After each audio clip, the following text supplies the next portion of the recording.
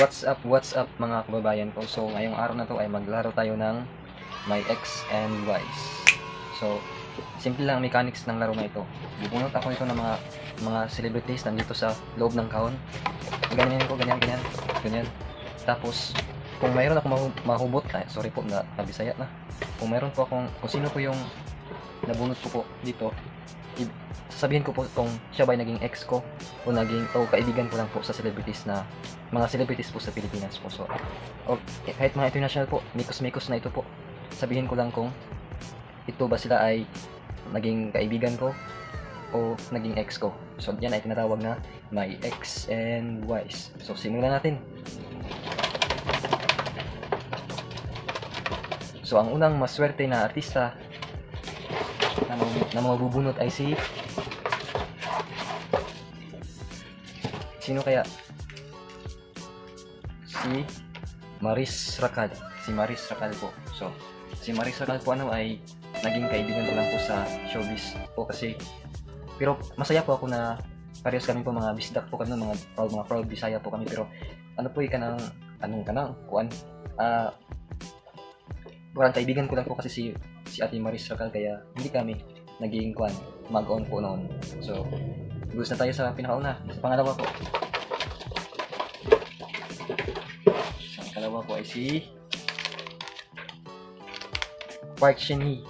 Opo, kami po ni Park Shin-hye po ay 3 years po naging kami So, bago po siya nag-artista ay nagkahiwalay po kami kasi siguro busy kami sa schedule.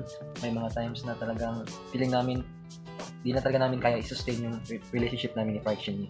Pero on good terms po kami ngayon ni Park Shin-hye po, at suportado ko po sa kanyang mga drama po, sa K-drama po. So ang susunod po ay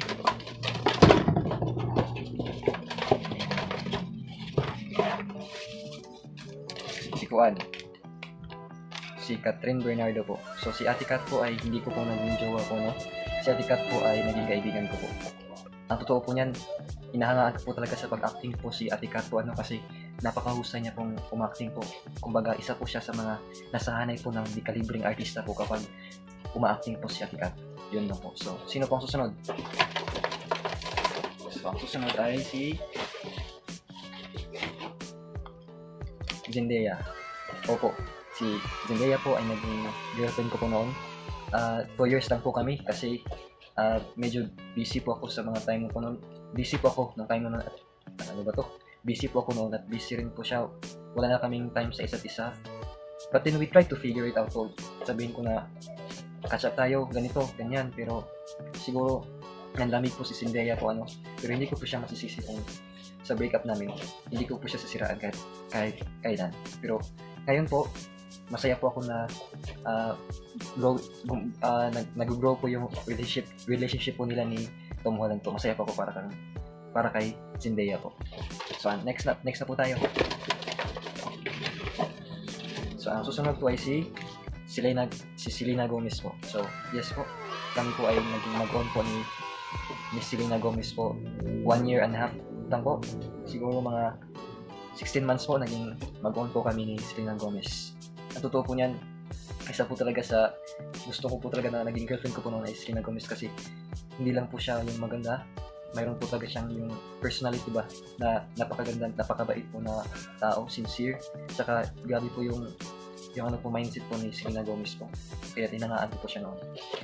Pero ngayon po okay po yung in good terms po kami ni Selena Gomez. So susunod naman. So ang susunod po na mapalad po, maswerte na mabubunot ko ay si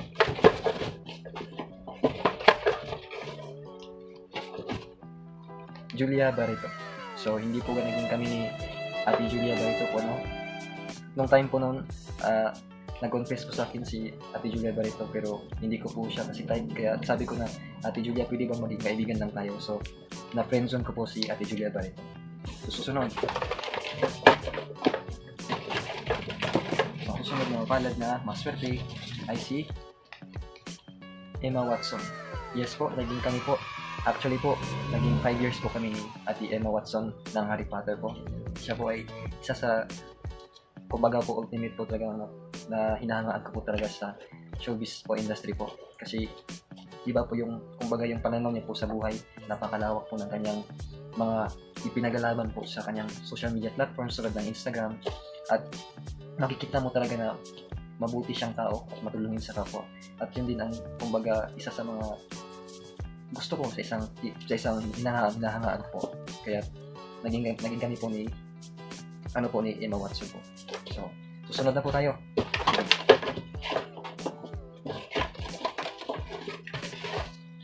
So, susunod po ay ito po, sikat po, si Ivana Alawi po. So, hindi po naging kami ni Ivana Alawi po, no? Kasi hindi ko po siya type. Nung umamin po sa akin si Ivana Alawi po, ni-reject ko po si Ivana Alawi. Kasi siguro mabait naman po si Ivana Alawi, maganda, crush ng bayan, pero hindi ko po type si Ate Ivana Alawi. Pero wala po akong sa kanya, bad comments po sa kanya. Mahusay po siya at marami po siyang natutulungan sa kanyang pag-vlog po sa YouTube po at sa Facebook. So, susunod po na maswerte ay si Liza Soberano. Yes po, naging kami po. Bago po naging sila ni Ken po, ni Enrique Hill, ay naging kami po ni Liza Soberano po. Kung matatandaan ko po, siguro mga 4 months lang po kami ni Ate Liza Soberano po, Ba't ako nag-aati kami nga, di ba? So, 4 months lang kami ni Liza Soberano po, kasi di ko po siguro may mga standards po si Liza Soberano po na hindi ko po mapantayan po, hindi ko po ma-achieve po. Kaya sabi ko, pinasikapan ko naman po lahat para matugunan ko yung mga gusto niya, pero hindi ko naman po talaga siguro maabot yung mga standards niya po. Kahit unti-unti, nag-separate ways na po kami, So, yun po yung naging story namin. So, next naman tayo. So, ang susunod na mapalad ay oo nga po pala, ito ang pinaka-last po na celebrity po na maswerte ko pong mabubunot. Sino kaya to? Gusto niyo bang malaman kung sino? Si Andrea Brillantes. So, si Andrea Brillantes po ay hindi ko po naging jowa po, kasi hindi po ako nagkakagusto sa mas bata po sa akin. Gusto ko po yung medyo mas matanda po sa akin o kaedad ko lang po. So, parang kapatid na yung turing ko pang Andrea Brillantes, parang nakakabatang kapatid ko So, hindi ko po siya naging girlfriend noon. So, yun lamang po. Salamat po sa inyong panonood, mga kababayan ko. Sana po ay nag-enjoy kayo sa ating maikling video na ito. Maraming salamat, mga kababayan ko.